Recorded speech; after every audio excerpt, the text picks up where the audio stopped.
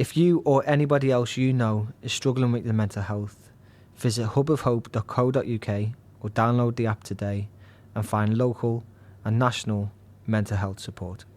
This podcast discusses themes of mental health which some people may find emotive, such as suicide or other adult-themed content. The information contained in this podcast is for entertainment purposes only. All views expressed are solely those of individuals involved and do not represent the opinions of any entity whatsoever with which we have been, are now, or will be affiliated. The information is not meant to diagnose or treat any mental health condition.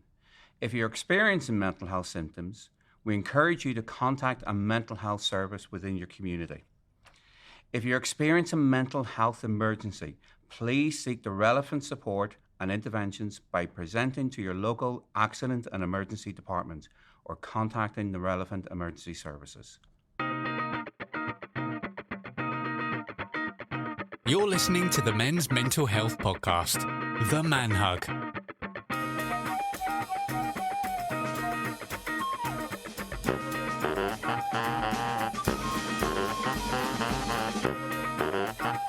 Welcome to The Man Hug, the monthly men's mental health podcast. I'm Dean McShane. I'm Dan Cooper. I'm Ian Pearce-Hayes. And I'm Conleth Kelly. Each month we will discuss a different topic related to men's mental health, which will include a guest speaker who will discuss their own personal story. And each month we will also be showcasing an organisation or charity within the Merseyside area who work within mental health to help build your signposting skills.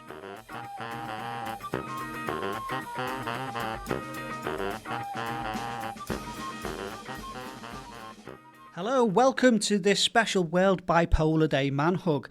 March the 30th is the day of World Bipolar Day, and it's because of the birthday of Vincent van Gogh, who was later diagnosed with bipolar disorder. So March the 30th every year, thanks to the International Society for Bipolar Disorders, we focus and try to raise awareness about bipolar disorder in reducing stigma, promoting understanding and acceptance of the condition.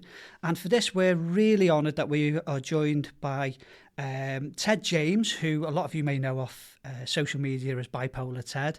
And Ted's come on to talk about his own lived experience and to give us a bit more of an insight as to living with bipolar. So Ted, thank you so much for joining us. Very welcome. It's very good to be here in Liverpool. Amazing. And you probably won the award for the furthest travelled for us as well. Which I was worried no one would understand me. That was the problem. I'm joking. Yeah. But, honestly, we really do appreciate you coming to talk and tell us about your story on a topic which we for a long time have wanted to focus on.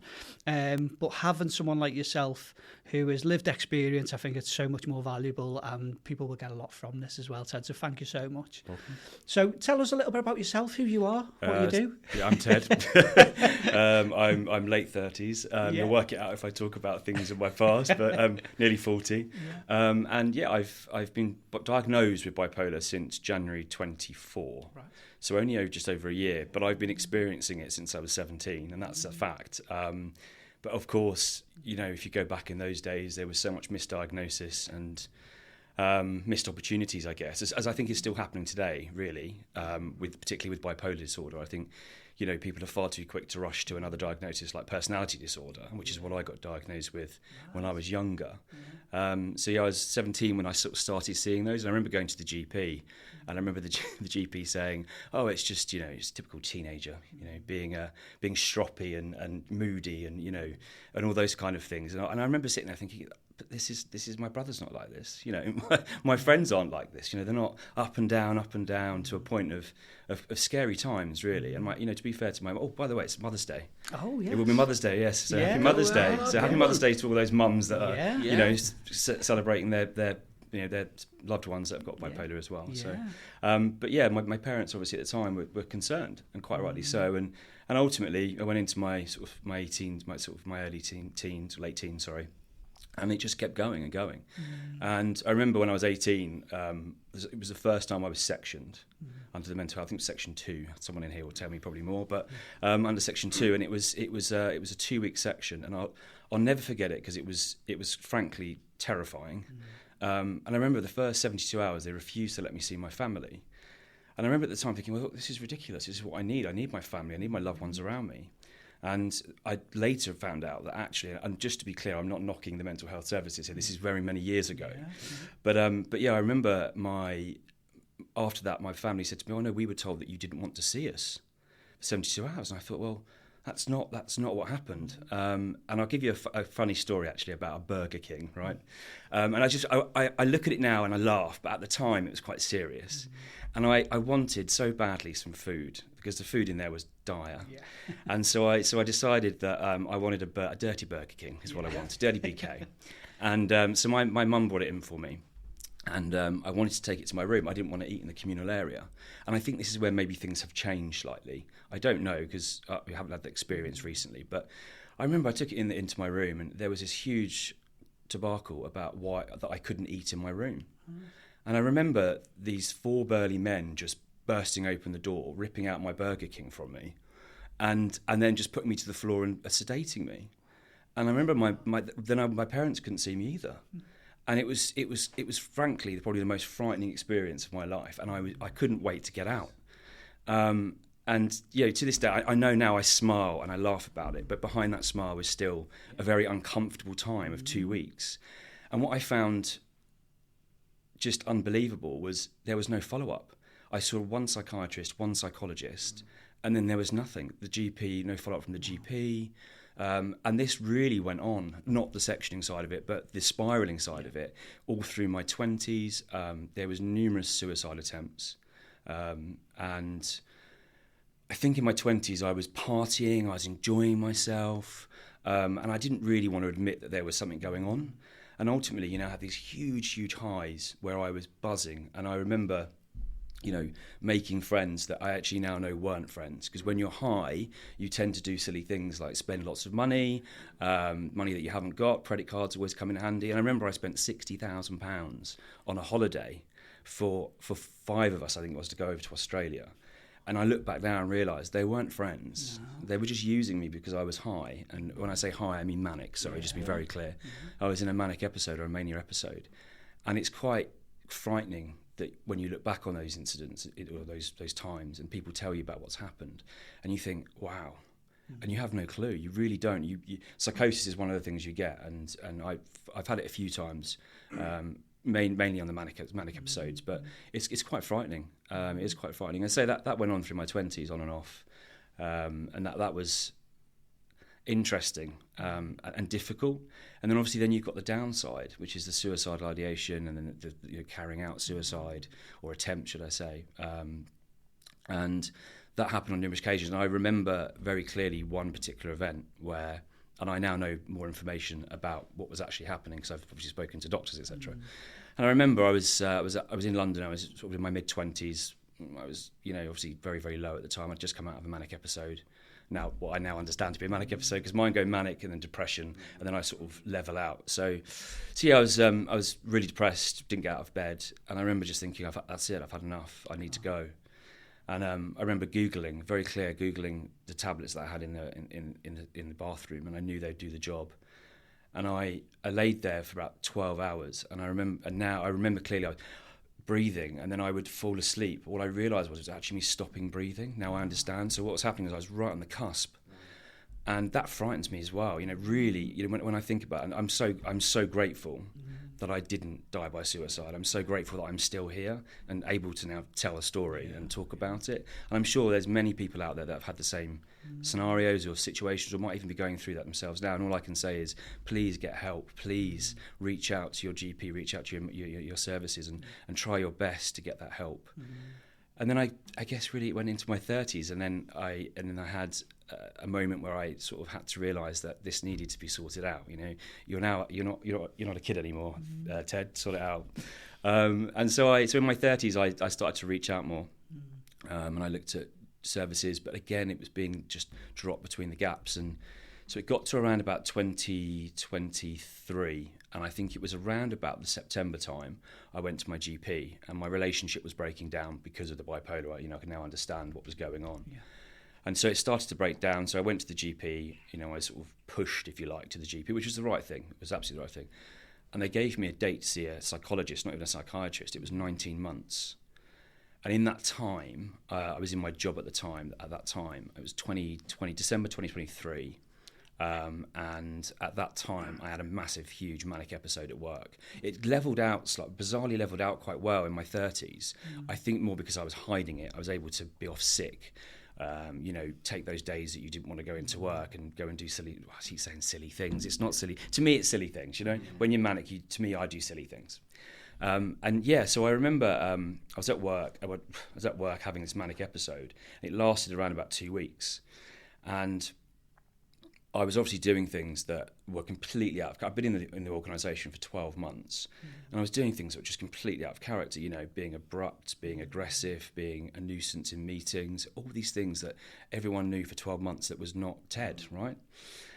So that happened. Christmas happened. I moved out. My partner and I decided to finish. I moved out. I went to a friend's house, and again, not a funny story at the time, but it's a funny story now, and she will listen to this podcast.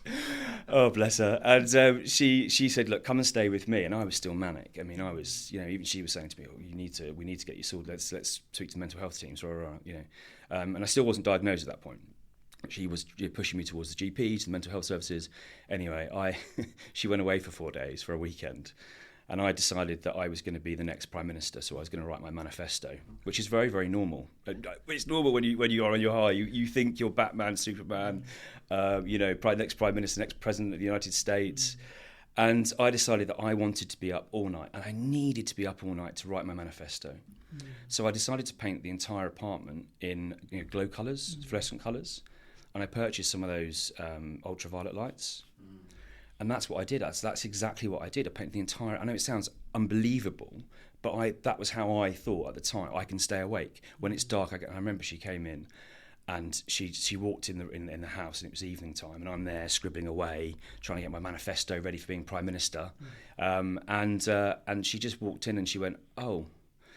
And then she walked back out, and I didn't see her for about 2 or 3 hours. And I don't really remember much of this. This is obviously my friend, bless her, telling me this. And she came back and she just said, I don't know if I can swear on this podcast, can I? Yeah. She came back in the room and she went, why the fuck didn't you just turn the lights on? And of course I didn't. I was absolutely manic. I had no clue what I was doing. And that for me is then when things spiraled down into a low. And, I've spoken obviously, just a minute ago about the lows, but this was really, really bad. And this was probably, but it was breaking point for me. And I tried to complete suicide. I ended up in intensive care for 10 days. I was really, really unwell. And that's when I entered the mental health system. Now, for me, that's not where it should be. I should not have entered the mental health system at 37 years old because I have almost completed suicide. So that's really, and then that's really when I entered and I got the care that I needed. And I saw a wonderful psychiatrist who's just moved on, sadly. When you just get to know that psychiatrist, I had a good year, we really had a great relationship. And that's when they started me on medication. And don't get me wrong, we can talk about medication if you want to talk to me about it, but there's highs and lows about that as well. Yeah. Weight gain is one. I gained 20 kgs in the first 6 months. I'm still shifting that now. And I've actually moved off of certain medications. Quetiapine is one of the ones. It's not a weight-neutral drug, and metazapine is another one. And I've now moved over to aripiprazole, if I get that right, which is for the highs, and that is a weight-neutral drug. So fingers crossed, that's starting to come down. But the whole process has been wild, really, really wild. I feel like I've missed probably quite a bit out there because it's been 20 years, 20 years of fighting a system and just not getting the help that I needed, really. Wow. Thank you so much for sharing your story, and it's such a... It's difficult to hear for people, we're sitting here thinking, God, he should have had the help so much earlier and things. And as you say, being detained at 18, was it? It's 18, yeah. That should have been the start of your journey into mental health and support, wasn't it, really? And, it's so horrible to hear how you were let down. And when you reflect now back into sort of, however many years, even if you want to go back to sort of your early adolescence, is there things now where you go, yeah, that's when I should have gone and got the right support, and that's when I should have went and accessed, what was right for me at that time? Yeah, I think I knew at 17. Right. I think the reality is when you look around your peers and you think, well, they're not doing that, and they're not thinking what I'm thinking. What did you think it was then for 17? Well, I got told by the GP it was just a teenager being stroppy. Yeah. So you believe that? So in your head, I think that's probably why in my 20s I just walked away and said, well, fine. That's just it. Apparently, it's me being a stroppy teenager, and I think actually that in itself is stigma. Maybe I'm wrong in that, but yeah, I think to me that gave me stigma, and I just didn't want to be. I didn't want to be painted with that brush. So I'd say sort of 17, 18 is when I realised things were not 110%, and that it was not quite right. So just to sort of educate listeners about bipolar, so you mentioned periods of mania and periods of severe depression, and if we break that term down, bipolar, it's basically north and south pole. That's where it comes from, isn't it? These periods of high and mania.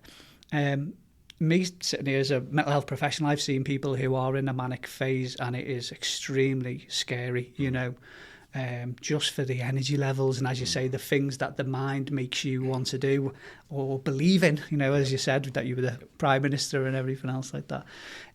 When you're looking back at these past manic episodes, again, what's your sort of reflection on that now? Scary. When people tell you something that you've not really lived, although you've lived it, you haven't lived it because of psychosis and things like that. But when people tell you that things that you've done, I mean, I'll give an example actually. So, and this is where I think as well it's quite scary about how other services deal with mental health. I decided on one occasion that I was going to be Batman, which was a really bad decision because Batman can't fly, right? Superman can. But I was going to be Batman. I was on a bridge in London and I believed I was Batman and I was going to fly. And I remember the police service coming out and they didn't detain me under the Mental Health Act. And I remember one of them saying, this doesn't quite add up. And they assumed I was intoxicated. They assumed I was drunk. And instead they took me to a friend of mine's house and made them sign their pocket notebook as taking over my care. And really, again, that was a missed opportunity. And just to be very clear, I'm not, again, they're all under so much pressure. But again, I think that was a missed opportunity. So if I look back, it's the wild side that scares me, I think, because when you're depressed, you've got feeling. You understand to a degree, I think, for me anyway, and many others may say they don't feel, but when I'm depressed, I can feel. I kind of know what I'm doing almost. Whereas when you're manic, high, however you want to, hypermanic. I mean, there's different levels, isn't there? I mean, hypermanic and then manic. I think that frightens me the most, just simply because you don't know what you're doing.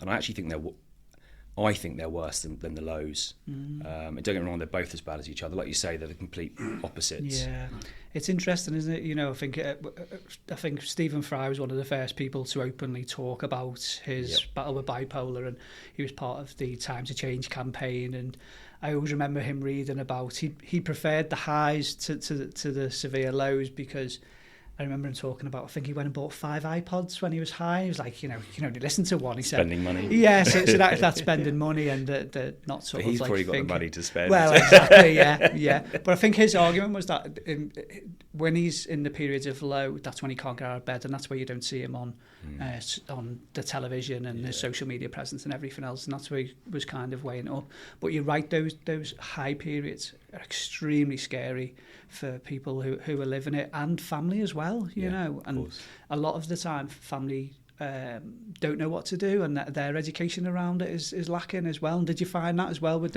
your own social circle? People don't have that understanding at the time. Yeah, you lose friends real quick.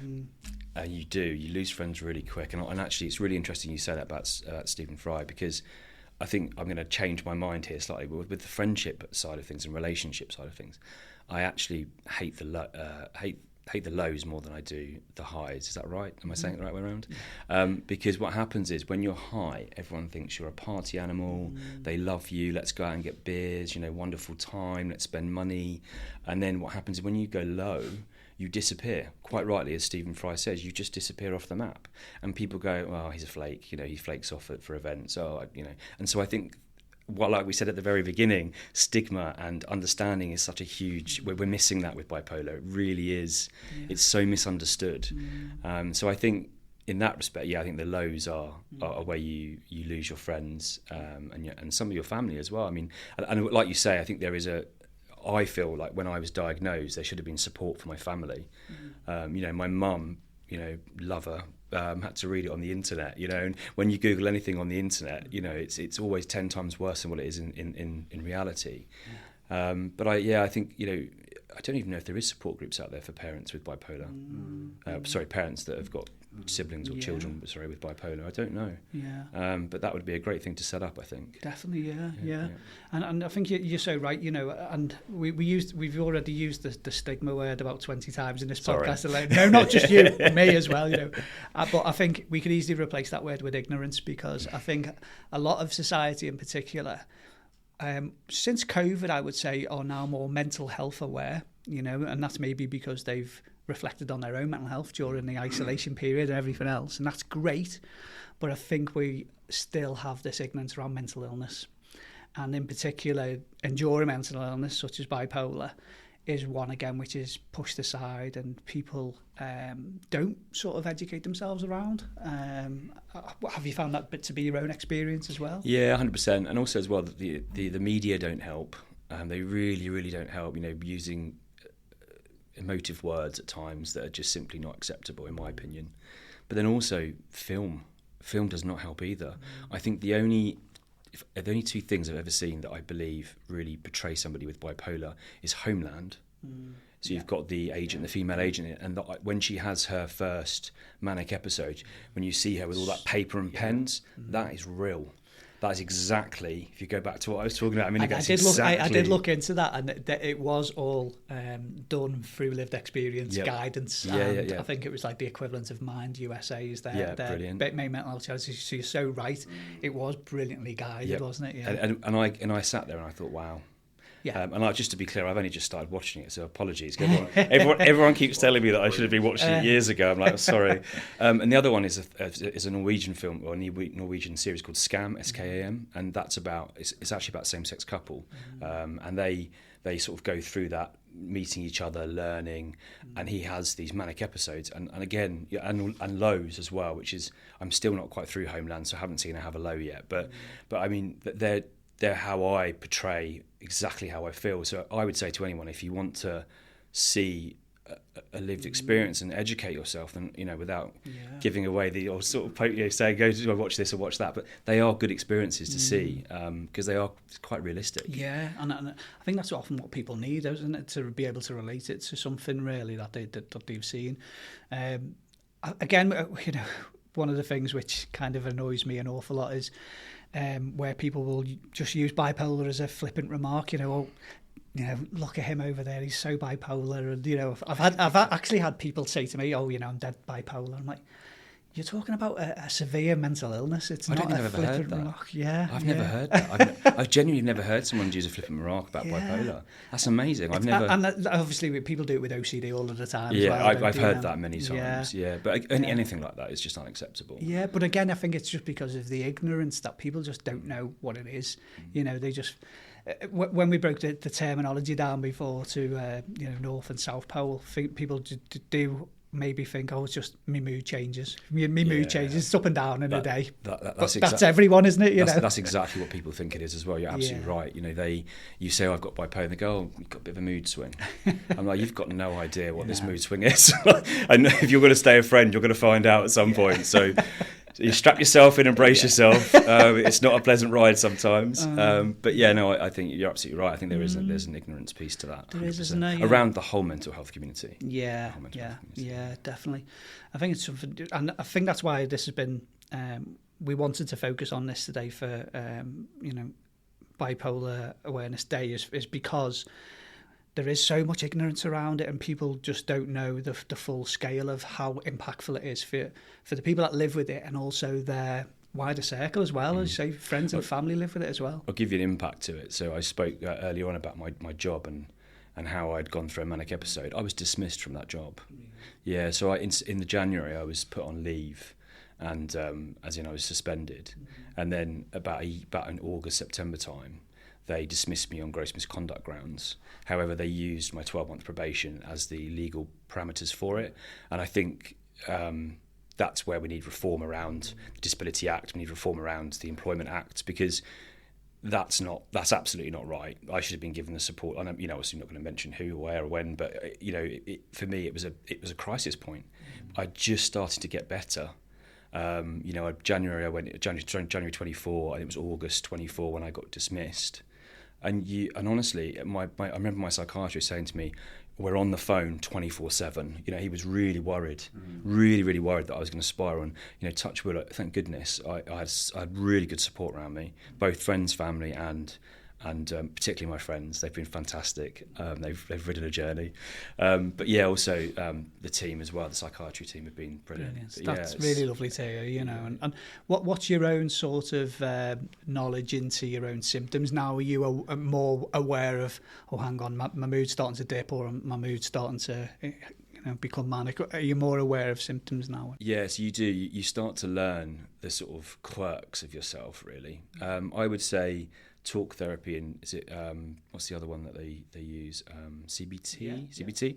I'm yet to have that. I'm still waiting. There is a waiting list. I mean, I've been diagnosed now 14-15 months, and I'm still waiting to get that. But I will say my psych team have been really helpful with just giving some guidance and advice around what to look for, and also my friends and my family. I remember my mum once, I changed my coffee brand, and she said, "Are you sure you're okay?" This is in the early days. "Are you sure you're okay? You're not having a manic episode, are you?" I was like, "No, I changed my bloody coffee brand, Mum. Give me a break."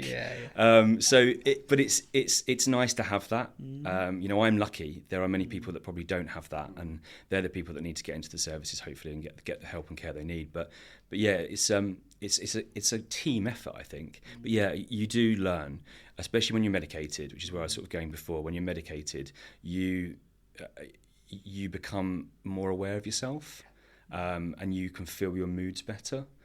But as I said earlier, medication can also be quite daunting.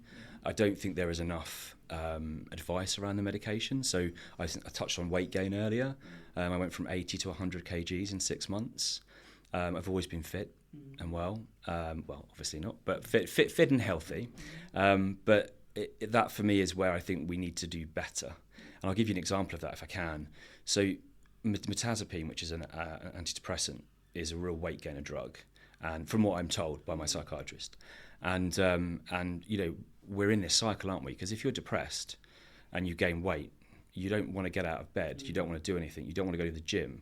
So therefore, you get more depressed, they up the ante with the antidepressants, and it's a vicious circle. And it's something that I think, if at the very beginning in January, my team had said to me, right, this is weight neutral, this is weight gaining, I would never have gone weight gaining. I'd have always gone weight neutral. Now, I know, obviously, different people, different drugs work and they don't work, but for me, it's definitely a game changer that I've moved drugs. And I think that's something that's not. Well, I've spoken to loads of people in the community online about it, because we had long discussions. And I think that's something that within the services we need to get better at, having more of an open conversation, of sort of a patient-doctor experience of where you have that discussion. What fear factors do you have? What are you worried about? And that for me would have been a better option back in January. Yeah. I think it's a really important thing to talk about, isn't it, in terms of medication and finding, as you say, that what works best for yourself, along with the other things that are important. So as you said, you've built a squad of support, which is lovely to hear. And have you found somewhere? I know you said you're waiting for CBT, but have you found an outlet, whether it's through online or face to face, where you can talk with people who experience bipolar? It's interesting because no, I haven't. I mean, Bipolar UK, I've done a bit of work with them. Yeah, so I was part of their report for the government around PIP and things like that. We're talking about that because, as you know, that's a big topic at the moment. But they've done a lot of work with Bipolar UK. Samaritans are also pretty good as well. But they're the big charities. But I think there needs to be more done. When I first looked into it, there's not very many big charities in my opinion, in the UK for bipolar, and that I think, and around things like employment law and legislation, there's not, Bipolar UK are fantastic, but they're not there to provide that legal advice, if you like, and that's quite right. If that's not their bag, that's not their bag. But I feel like we're missing something. We're missing something within bipolar where, like we said earlier about family and friends, they need support as well. I mean, like you said, watching someone go through a manic episode or a depressive is horrifying. So I think all round, really, there's elements that we're missing. And again, that comes with maybe stigma, and it's sort of trying to destigmatize, like I said. That's what I think. It's interesting, isn't it? Because I mean, when I was very small, my nan had what was known as manic depression, and she would often be sectioned and detained. And then over the years, we've got kind of rid of that label now, and it's become bipolar. And my belief is that that's to make it less stigmatized and so that more people will talk about it. But it's interesting to hear from your own research that we're still a far way behind where we should be compared to other conditions and diagnosis as well, really. Yeah, I think I'll give you another example. I went on a date about 2 years ago, and it was about the 6th or 7th date, and I thought, right, I'll be brave and I'll explain. Actually, no, it wasn't a couple of years ago, because I was diagnosed at that point, so it was last year. And I said, just to let you know, just to be very clear on the table, I've got bipolar. And the words that came out of his mouth was, "So you're mad? You're mental?" And I just sat there and I just shrunk into my chair, and and he excused himself and just didn't come back. So you talk about ignorance and stigmatize, stigma. Sorry, that is a classic example, and that's I promise you that's true. I've told many of my friends it, and they were horrified. And what happens is someone with bipolar you overthink. You're an overthinker anyway. Well, I personally am. And then you go home and you think, was it me? Am I just not a nice person? And you really start to worry. And that also in itself can spin you either way. Yeah. You can either go high or you can go low. And it is a very fragile condition, and you have to be very on it all the time. Does that make sense? Yeah, it does, definitely. And you're so right. There's so many things that can trigger those thoughts, which they can then, exacerbate and trigger symptoms. Hopefully he's listening. Yeah. If you're out there, it's all out there now. You're lost. You're lost. Yes, it is your loss. Yes, I'm very happy now. If you're out there, educate yourself. Don't be ignorant. I just wanted to touch as well. One of the things when I was working in practice, I used to do a lot of psych education with people about identifying early warning signs and things like this. And the biggest thing that used to always come up, whether it was for bipolar or psychosis, was sleep. The importance of sleep, and I think one of the big things is about monitoring and managing your sleep, and if it deteriorates, put something in place then to stop exacerbating 100%. Into mania or severe depression. How important is sleep for you now? Are you a sleep tracker and everything else? I absolutely am. I'm a sleep. I was going to say manic person, but I'm not manic. I manage my sleep. It is. You're absolutely right. It's so important, both highs and lows. So I do a minimum of 7, maximum of 8. But I also, I feel like I'm plugging Bipolar UK, but I'm going to plug them. Yeah, they do a bipolar tracking app, and I started using that, and it's really, really good. And you can track your mood, you can track your sleep, you can track your it just keeps you on track. That's what it's there for. But minimum of 7, maximum of 8, and you're absolutely right. If you don't get that, then you can go high, you can go low. And that is one of the warning signs for me. If I start not sleeping, then that's usually a very clear warning sign that I'm going into a mania. Or hypomania. It'll lead to it, won't it will lead to it, yeah. So the solution for me is Zopiclone. Yeah. And I know many people take a sleeping tablet, and it's about managing it then and using that sensibly in order to get that sleep. And the trouble with Zopiclone is it knocks you out for like 12 hours, so you have to manage that very well as well. Exactly, yeah. I worked with a consultant for years, and he was a great consultant psychiatrist, and his advice all the time was get 8 hours, and that was his nickname, Dr. 8 Hours, because it was literally what he used to tell everyone. But it's so valuable, and I'm a huge believer of it myself as well. I worked with a young lad, and we did like a stress vulnerability bucket to educate where his symptoms had all come from, and the biggest catalyst for it was poor sleep. And he was so switched on to this then that he would focus on making sure his sleep was really where it should be to maintain his mental health. And sometimes he used to ring me up and like, Dean, I've only had 6 hours sleep last night. And I'm like, no, mate, that's fine. That's great. That's good. But he was so switched on to that because he realised, like yourself, that it's... I have timers set. At 9:30 I wind down, usually a book. 10 o'clock I'm in bed. Yeah. And I know that sounds terribly boring. But that's life with bipolar. I mean, don't get me wrong, obviously I'm not that boring that I don't go out still. But then that's managing it again, because you know that it's managing your medication as well, because the medication in the evening makes me excessively drowsy. And the right way, because it's there to help me sleep. The mirtazapine is a low level 15 milligrams. And so I have to manage that now, and it's very much like, if you want me to come out, I'll come out, but don't expect me to be up in the morning, because you take your tablets afterwards, or, as you falling asleep at the event. So it's a real balancing act. The whole thing is a balancing act. You mentioned before as well the importance of exercise for yourself as well. Obviously, you mentioned it to reduce the weight, but again, did you find that that's really important for your mood and your mind? Yeah, everyone hates this phrase self-care, and I throw it around all the time, but it is about caring about yourself, and it's sometimes about saying to people no. And that's something I've learned, the power of no. If you don't want to do something, just say no. But exercise is vital. Yeah, I can't. Healthy diet and exercise. I come out of the gym and I feel so much better. The endorphins, etc. You do, and I know everyone goes, "Oh, really?" But honestly, anyone that's listening, if you're feeling a bit rough, you go for a walk. Just go for a walk in the countryside, or wherever you can, a park. I mean, anything like that just makes you feel. Well, for me anyway, it makes me feel so much better. Yeah, so much better. Yeah. That's brilliant, and I think you've nailed it in terms of what you need to do to look after your own mental health, and with living well with this diagnosis. Really, it sounds like you've got a really good package there. I'm going to hand over to Conleth and Ian. I'm sure I've got lots of questions that they want to ask as well. Well, yeah. Well, just for me, it's because I haven't really come across such things, or not I'm aware of, in the past and with my work, and a lot of the stuff I get is celebrity status, what they're actually saying, things like that. I think one thing that's really sad at the minute is that what you're actually telling me. I don't know if you read the article on Heston Blumenthal. He did a interview 2 weeks ago in the Observer. It's the exact same thing.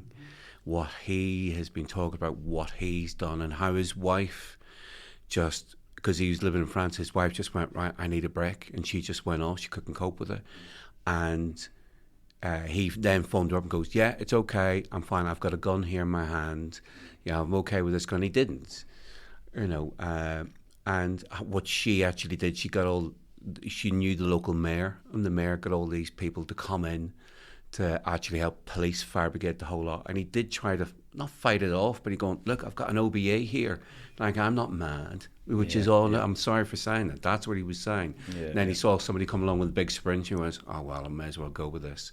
But he was in a unit for 2 weeks, and the fear.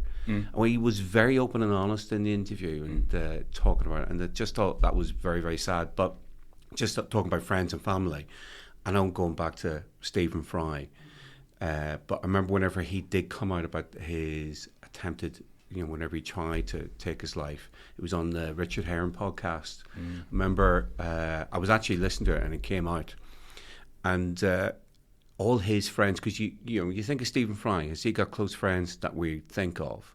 He's got all his friends from university who he's with and things like this, and he said that they went to him and goes, why didn't you tell us? Why didn't you come to us? We are here. And he said, yes, but if you had genital warts, would you go and show your best friends?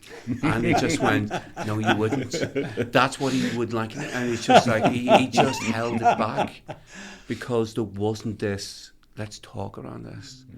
No. Because, like we did try, like, to get Tony Slattery in, all these misdiagnoses. What you're actually saying there, I've got the stuff from Mind, from Bipolar.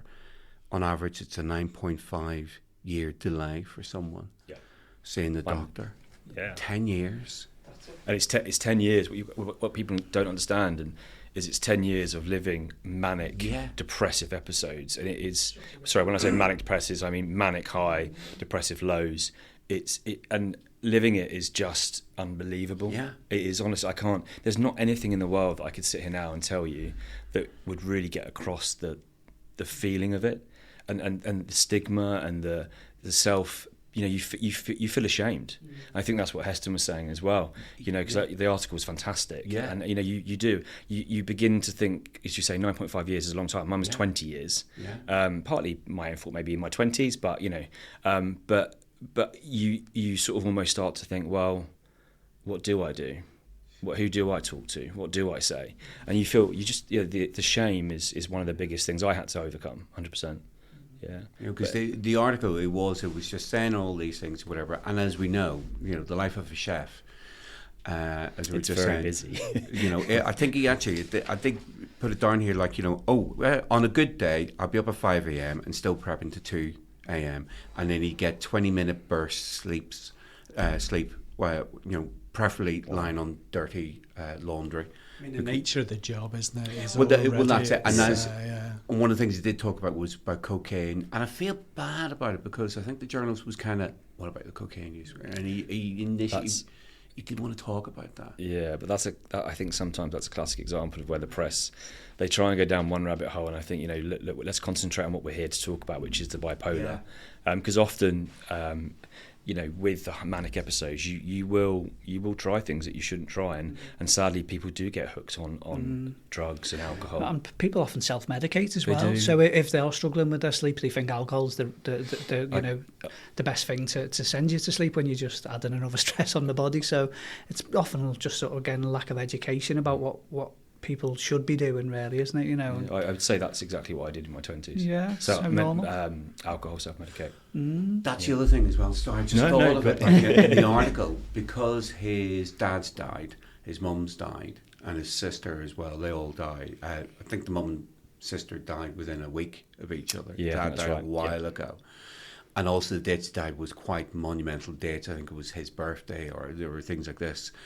But because his new wife, she never met this family at all, and so he's on medication now, and he's forgetting his past life, so to speak, so it's coming back to him. Does that ring a bell for yourself? Yeah, you've just triggered a little memory of mine, actually. And when I got medicated, I sat down one day and I cried and cried, and a friend of mine said to me, what on earth's wrong? And I said, I just don't know who I am. And they said, what do you mean? And I said, I've lived 20 years of these highs and lows, and now I'm stable. I don't know who that person was for 20 years. It was almost like being reborn. It was actually really frightening. And I remember she sat there and we talked for hours, and I tried to explain it as best I could. But I think, you're absolutely right. It's like a moment where you sit there and think, wow, okay, what was those 20 years? Because they weren't who I am. This is who I am. This is Ted. But I'd say that for me. And that's beauty, because you've got that support, as you said there. Yeah. Not saying he hasn't or other people haven't, but he hasn't got these people, do you remember this? Yeah. Do you remember that? Yeah. It's, It must be really scary, actually, totally. not to be able to be told anything at all. I didn't see, he was on TV doing an interview about it, whatever, I didn't see that, but reading this, it just really, fair play to him. He's a great advocate for bipolar. I think since he's come opened up with Bipolar UK, I think he's done a great job to destigmatize and try and educate people. But what I will say is, you've got Stephen Fry, you've got Heston, but there are millions of people living out there that aren't famous, like myself. I'm not famous. I don't want to be famous, but that are living with it. And whilst it's great, we need to remember that there are over 1 million people living with it in the UK. Yeah, so true, isn't it? Yeah. And often, it will take some kind of well-known popular figure to put it on the agenda, though, and make the government actually action why. I think that the average age for symptoms first emerging is 14, if I'm right, for bipolar as well. So again, there's a lot of early warning signs and things that we could be doing in terms of early intervention. And often when we have someone who's a big figure like this, they'll push that agenda. So hopefully that's what it'll do. And if we can, increase people's knowledge of it through Heston, and that's an incredible thing as well, isn't it? Really, yeah, amazing. Ian? Just say thank you so much, Ted, for sharing your experiences. I think you beautifully articulated your story, which I just found really quite moving in terms of all those challenges that you've actually overcome. And I guess so you mentioned about the self-care, and I think you've definitely demonstrated that. I know you said you have a problem or challenge with that, but you've definitely demonstrated that, I think, absolutely beautifully. I think one of the things, there was many things, but one of the things for us is about, we've talked about challenging stigma and about, opening up and really trying to normalise that discussion in terms of mental health and mental illness.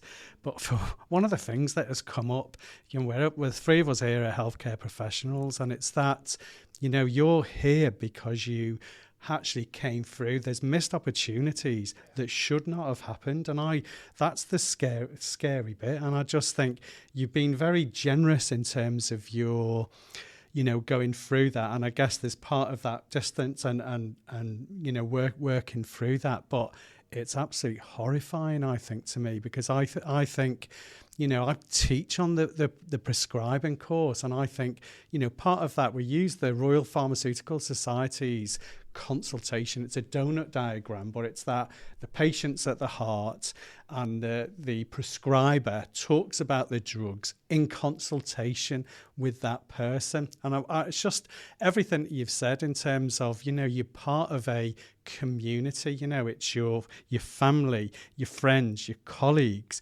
You've talked about all the impacts of that, about work and your workmates and the impact you lost your job through that experience. So part of that discussion surely should be, we have this community and network of people. Imagine if you had a work colleague that was aware that there was someone who you could talk to say, look, on the pendulum's spinning here and I'm really struggling, or I haven't seen Ted today. Do you know what I mean? I'm not. Yeah, it's that. And so what you've done, I think, is very articulately looked through what your experiences are like. And I just think, well, there's a job for us to do still, isn't it, in terms of challenging, that consultation discussion, to give you drugs then you're a young man.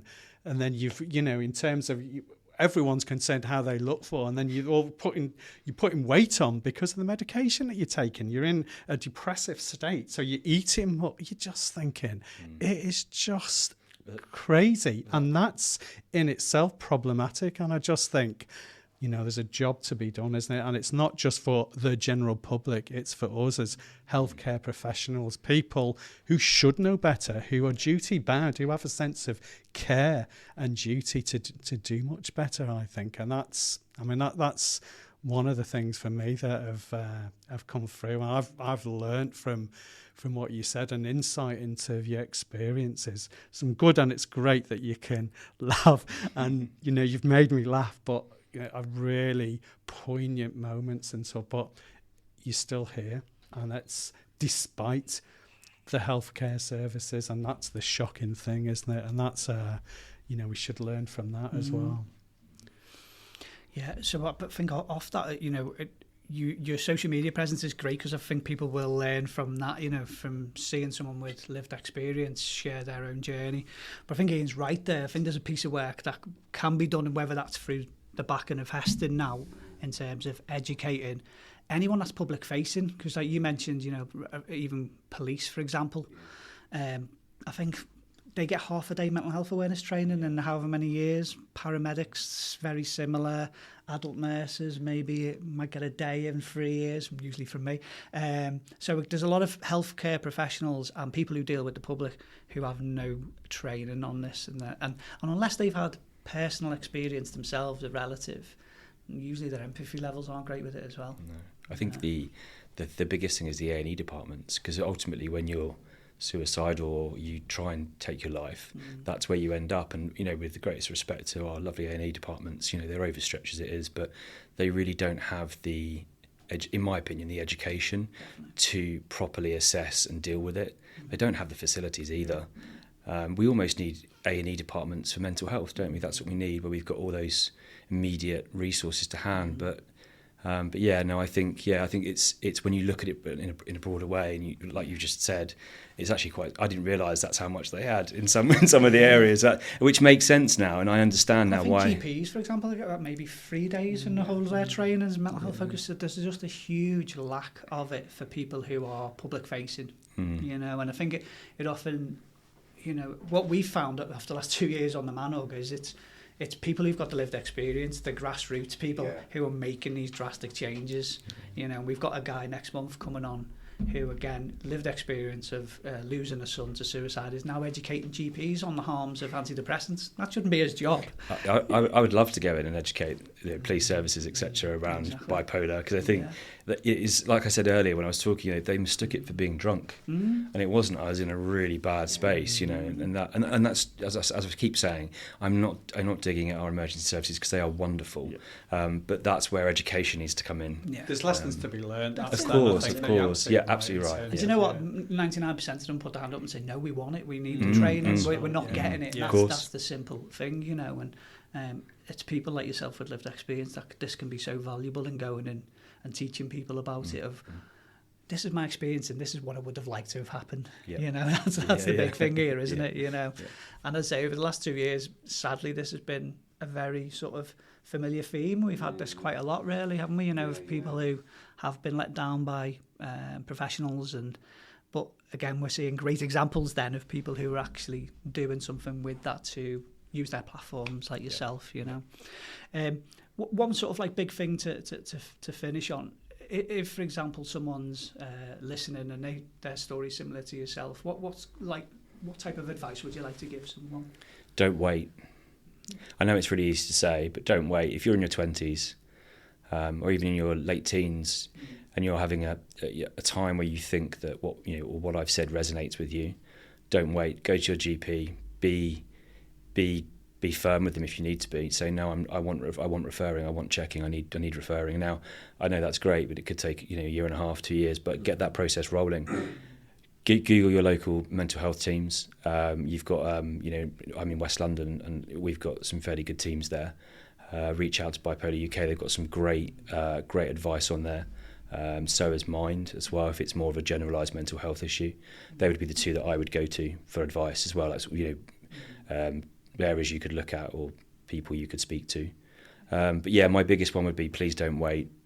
Don't get to where I got to at 30 and look back and go, wow, or nearly 40. Look back and go, well, who was I for 20 years? Please just get that help and speak to friends and family if you've got them as well. They're just a lifeline. Great advice. Thank you so much. It's so valuable. You mentioned Bipolar UK there as well. When I went on the Hub of Hope to have a look, and if you click on the tab for bipolar, the Bipolar UK support groups come up in a lot of cities as well, where people who are living with it can go and they can be around other people. And again, it's an amazing resource for if you have a diagnosis of bipolar and you think, actually, where do I fit? Where can I go and be with people who've experienced similar things to myself? Then I'd highly recommend it. I know a lot of people who've used the Bipolar UK support groups, and they are amazing resources. They're run by people with bipolar, so with usually somebody from Bipolar UK. So that person really gets you. They understand, and that's really important, isn't it? It's powerful. Yeah. The other one would be Shout, which is a text service. Yeah. So I've just volunteered for that actually. Oh, amazing. I feel like I need to give back. But Shout is Shout's a text service. I think you probably know about it. Yeah, it's on the Hub of Hope as well. It removes that barrier, I think, because sometimes if you just want to speak to somebody and you pick up the phone, there's that awkward thing of picking, whereas we all message each other, don't we? And I think sometimes that helps. So I'd always say if you really don't want to go face to face, then reach out to Shout and text them and have a conversation. Brilliant.